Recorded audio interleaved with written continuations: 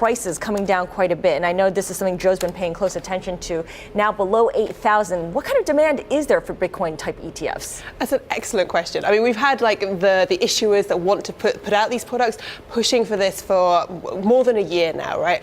And I think there is still demand there because we're seeing kind of Bitcoin, even though it's kind of falling, we're still seeing kind of like people wanting to be able to invest in it. I think really it's more about access to it, because Bitcoin at the moment, it's relatively unregulated, if completely unregulated. You have to have a special account to go and buy it. You maybe go on Coinbase or something like that. With an exchange traded product, you have the sort of comfort that comes from having something on an exchange. And I think the impression for issuers that want to do these products is that if you have exchange traded products that give you access to Bitcoin, people will come and use them. Build it and they will come, right? Yeah, but I'm struggling here. You said they're struggling to buy it. We can't even classify what it is, whether it's a currency, whether it's a commodity, let alone the true price, because the prices differ depending on what platform you're on.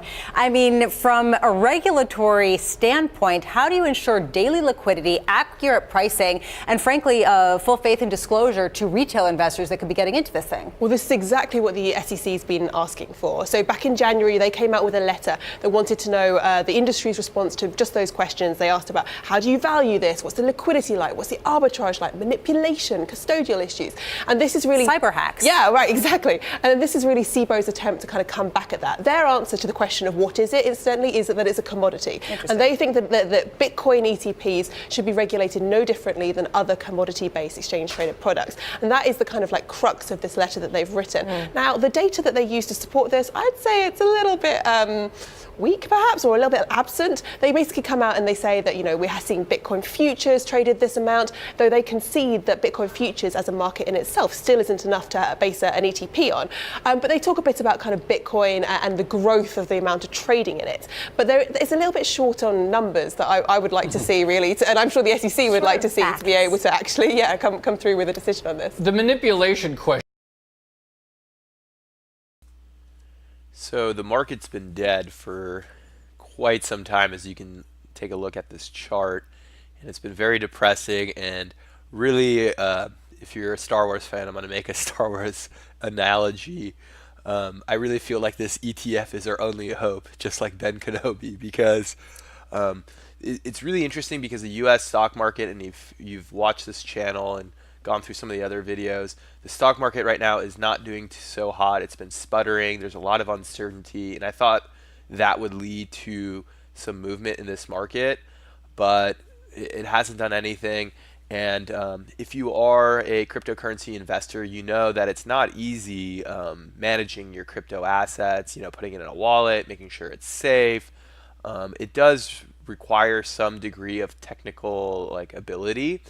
And let's just be honest, baby boomers are the ones with the money and all the assets. They own about 85% of all assets, where the millennials only own 15%, and most investors in cryptocurrency are millennials.